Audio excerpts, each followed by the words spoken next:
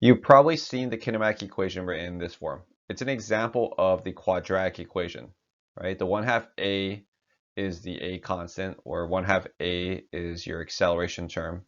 V naught is your b term, where v naught is your initial velocity, and x naught is your c term, and where x naught is your initial position. And you're solving for x, the position at some given time.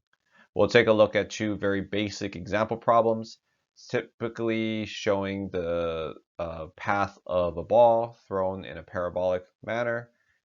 So this is a really good application of the quadratic equation. We'll walk through two examples, talk about how to settle the problem, and think about other application problems that use the quadratic. Anything with a square version. Notice that these are t values, and x value replaces the y. The t values replace the x. So what you put it as variables in place of the quadratic equation, y or x, could be a whole bunch of different physical systems that you measure or that you are evaluating. So you've probably seen the kinematic equation, but it's useful to define some of the parameters and the units that are associated with these parameters, so you have a good context of what we're looking at. So the assumption is the acceleration term is constant. That's the a term in that kinematic equation.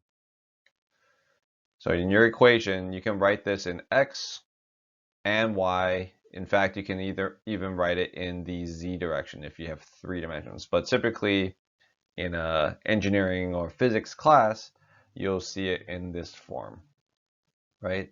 So the ax is a constant, the ay is a constant, which means that we can separate the position in the x direction, the horizontal direction, and the y direction, the vertical direction. And we can separate the positions, we can separate the velocity term, and we can separate the acceleration term. So it can have a velocity or speed in a certain direction or a certain value in the horizontal direction, and it can have a separate value in the vertical direction, whether it's going up or down. Similarly, acceleration is the change in velocity, and those are separate as well in the x direction and the y direction. So we can separate these in two separate equations here. The velocity term, right? So this is when we put a little 0 or a little o subscript, it indicates that it's the initial value. When we don't have it, it's the general. So Vx is the velocity in the horizontal direction at any given time. This is just written as a linear equation. So we see that we have a combination of quadratic and linear equations, right? This is like the mx plus b, right? Where ax would be the m, the slope value, or the t, the time component would be like the x, and then v naught x will be like the b value. So you can see all the different things that we've been talking about in this playlist of quadratic equations, and the linear equations playlist can come together. And again, this shows it in the x direction and the y direction. I've mentioned that t is your time component, time variable. We'll start at some time 0. T naught is your time 0. All the naught terms, right? So when the subscript O or subscript 0, we call it naught, right? So v naught x means the initial velocity in the x direction. V naught y is the initial velocity in the y direction. X naught is the initial position in the x direction. Y naught is the initial position in the vertical y direction. So we can write this as like xy as a point on a 2D graph, and we'll see these graphs in the next set of example problems. X naught comma y naught is the initial position of whatever your object is.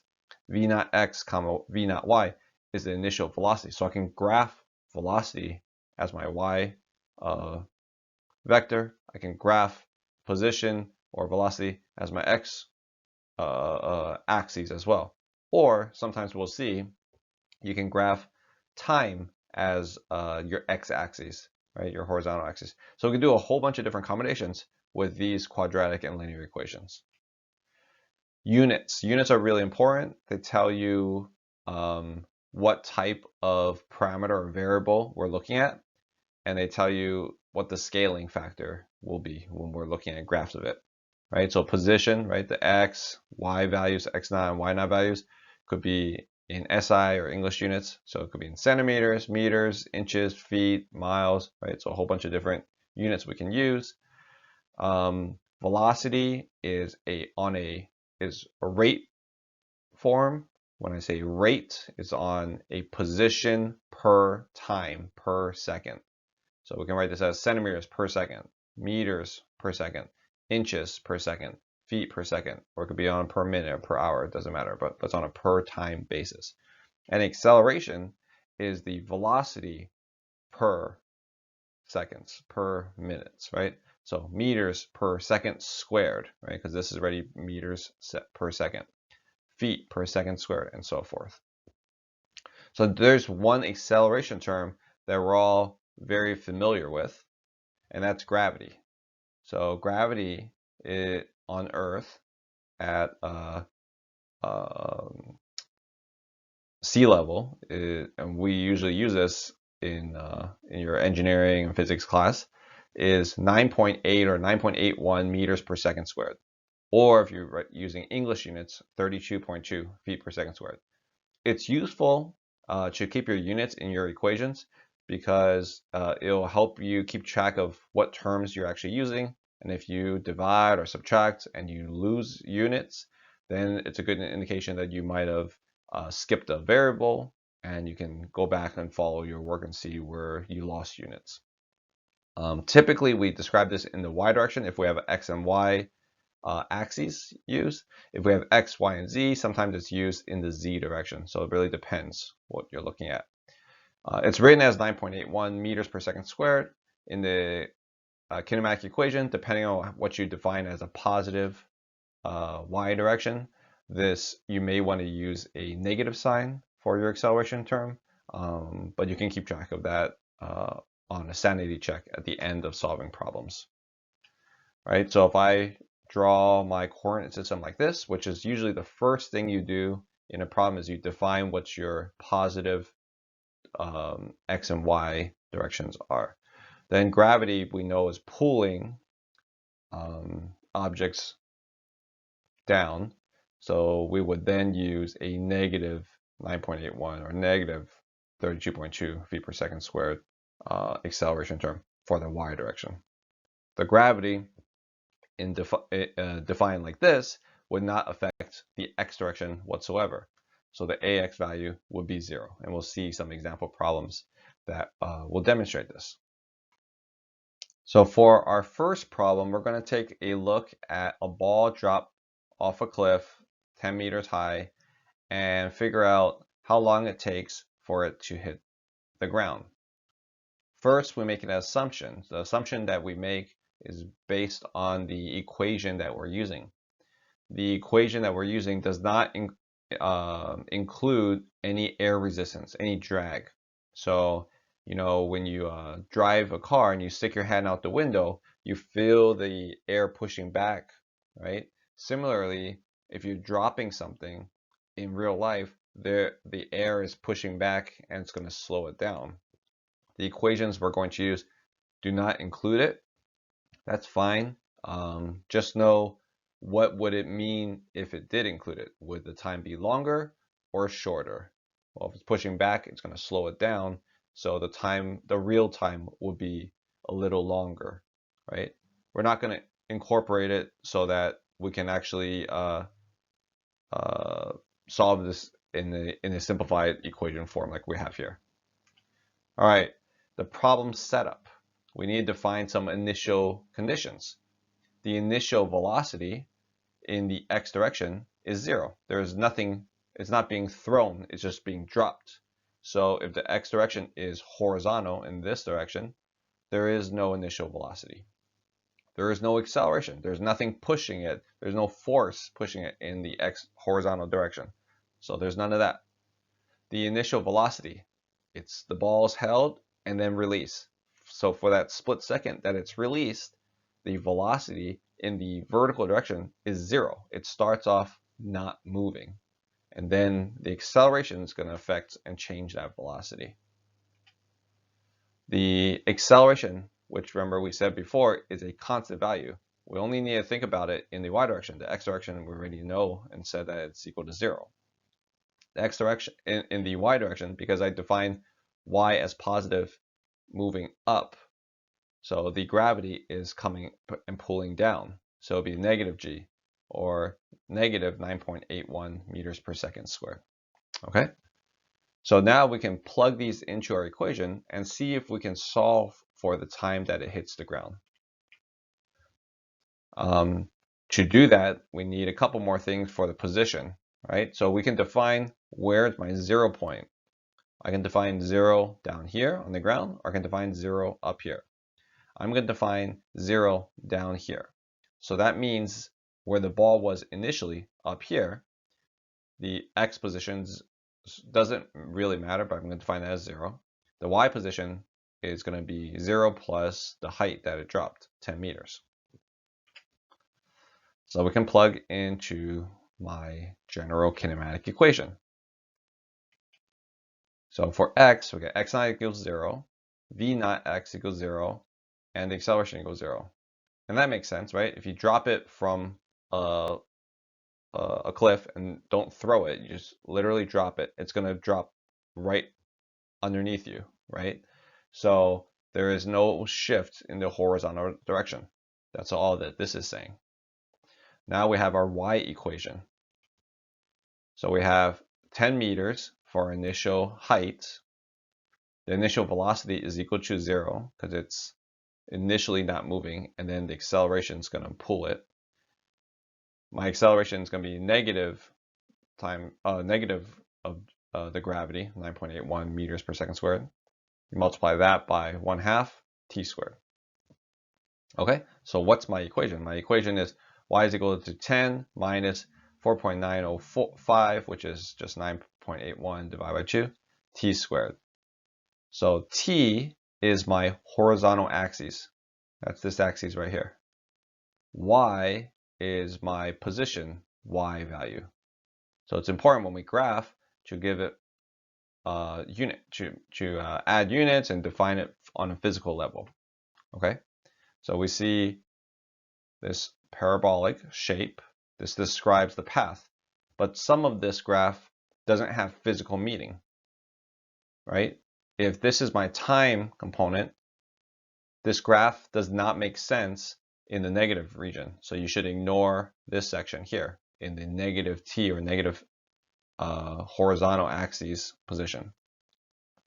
This ball, unless this is water and it's like splashing into the water, but if this was like a solid ground, this ball would not go through the ground, right? Unless it's like breaking the ground.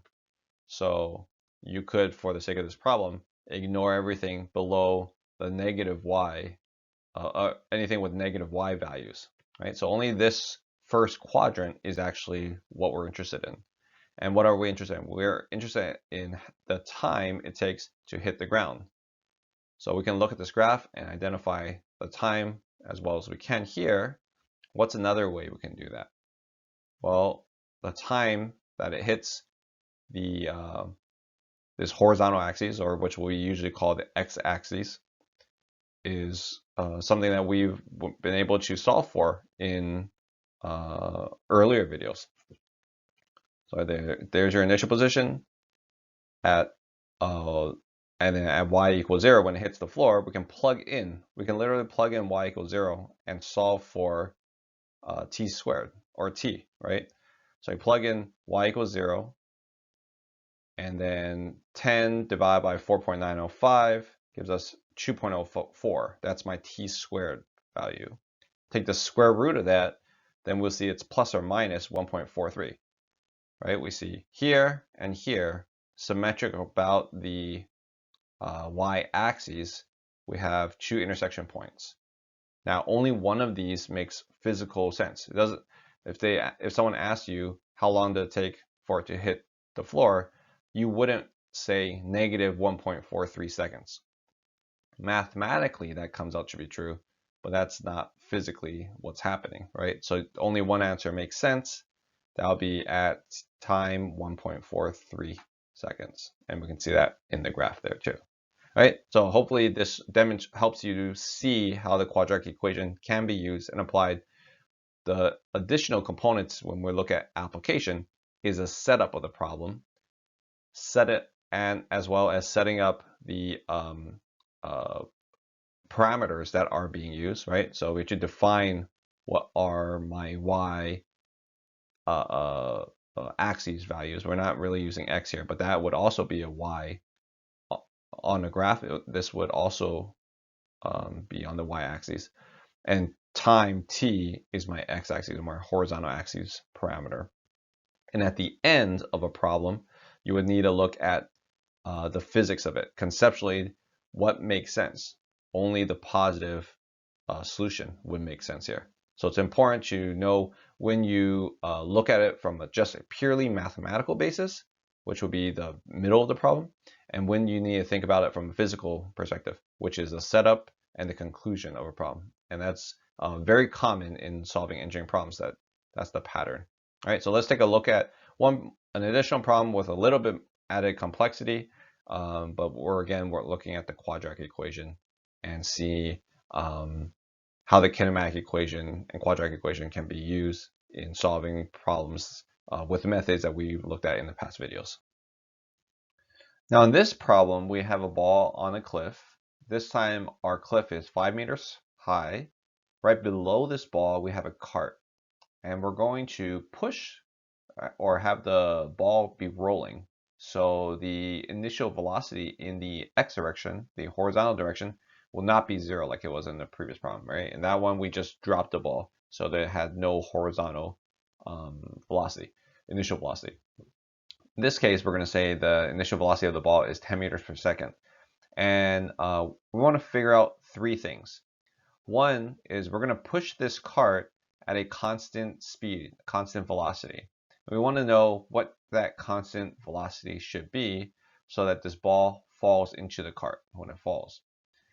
We also want to know how long it takes for this ball to fall into the cart when it does hit it. And we also want to know at what location the ball and the cart meet.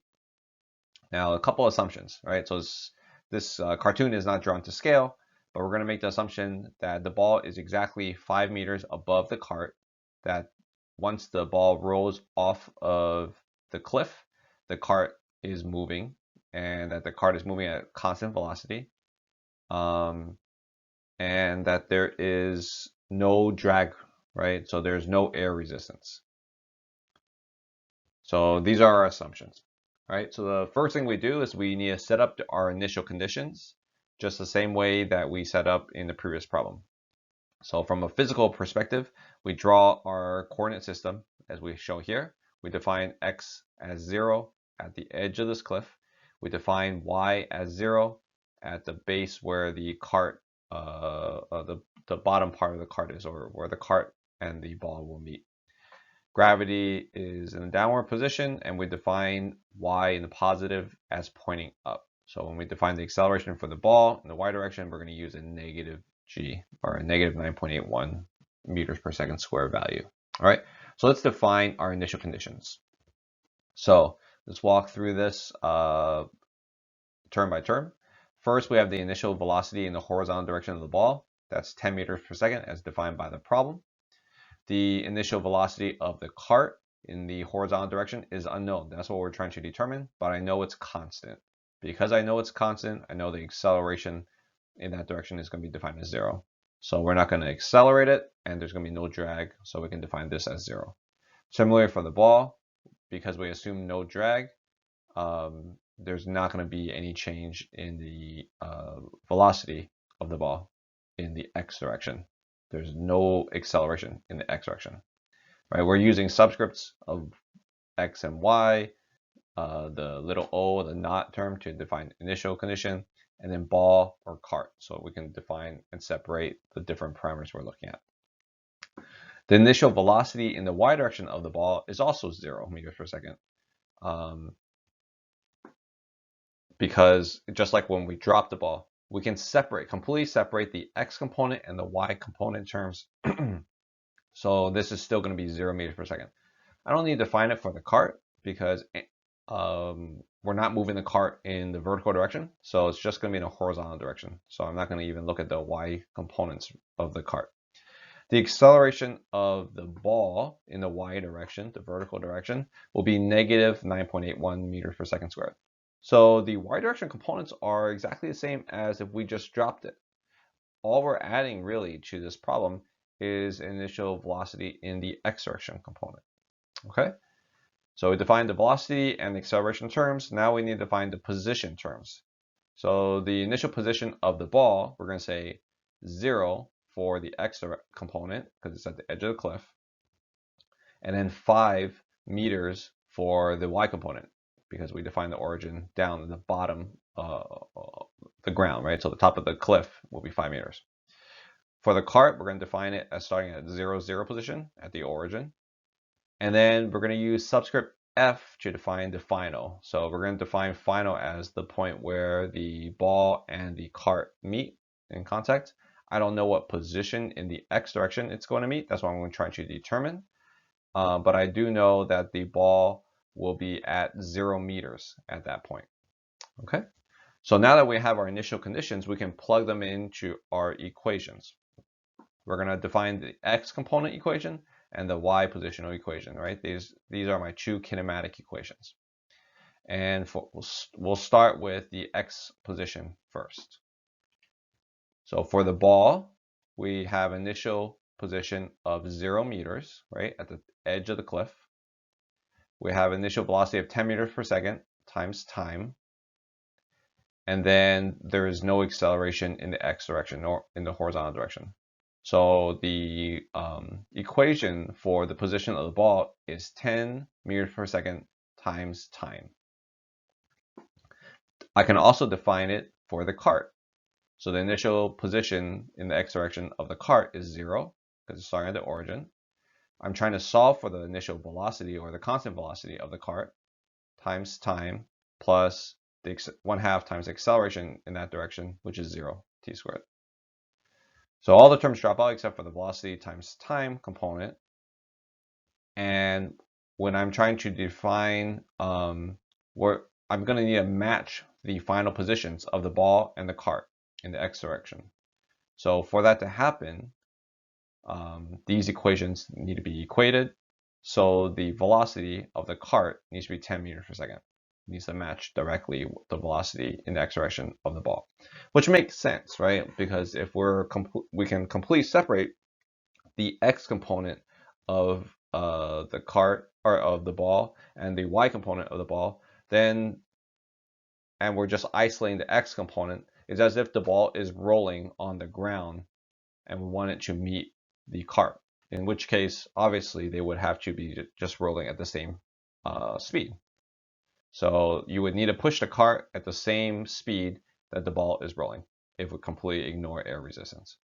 Then we need to figure out at what time they will meet, right? The x position terms won't tell us that. The y position term kinematic equation will help us define that. So we have for the ball component, starts at 5 meters. The initial velocity in the y direction is 0. And then the acceleration is our negative gravity term.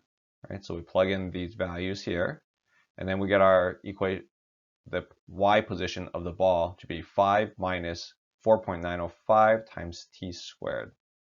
We know that the ball hits the floor or hits the cart at y equals 0 because we define that as our floor.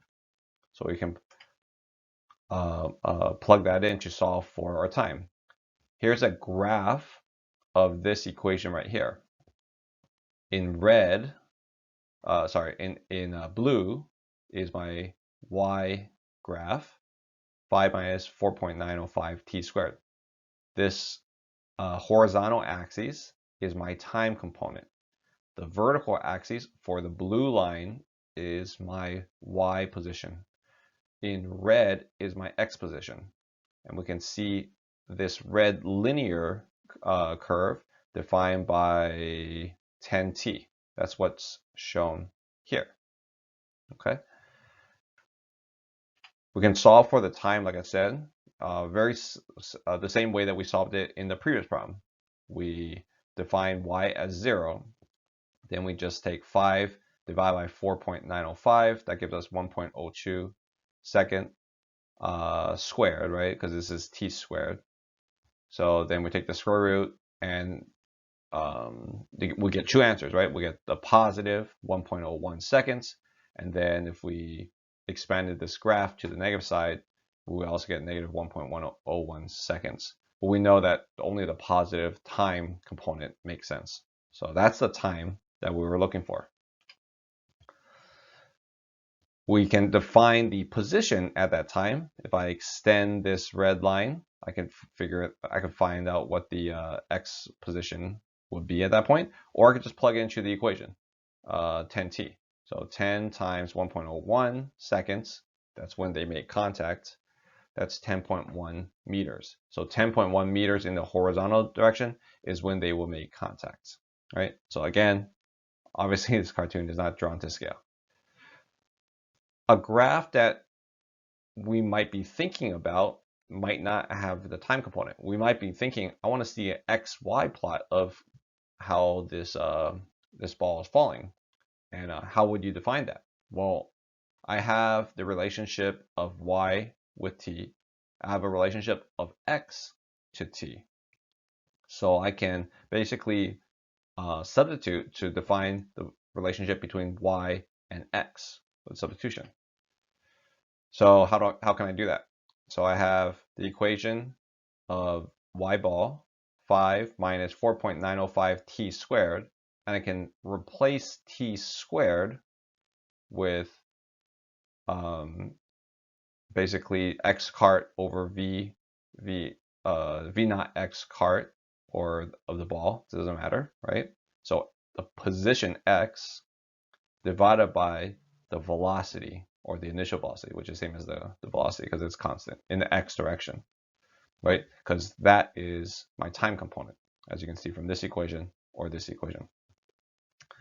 So then we got 5 minus 4.905 over 10 squared, because the velocity is 10 meters per second squared, times x squared, and keep that as a variable so that I can throw it into a graph.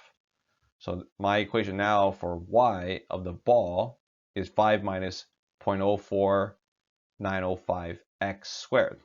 And if I graph that, now we have the graph in y and x terms, which is basically just a scale version of this one, because this is in y and t form.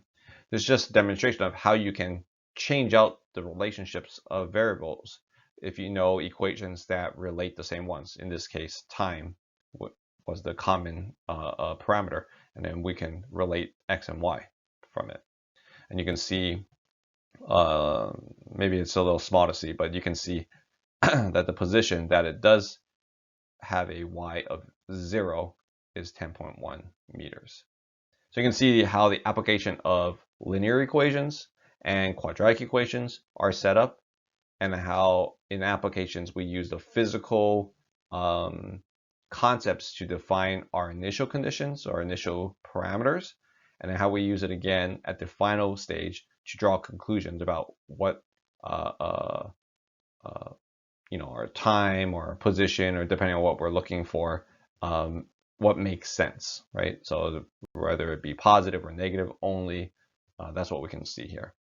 All right, so we'll take a look at other applications in future videos relating quadratic and sometimes also with linear equations.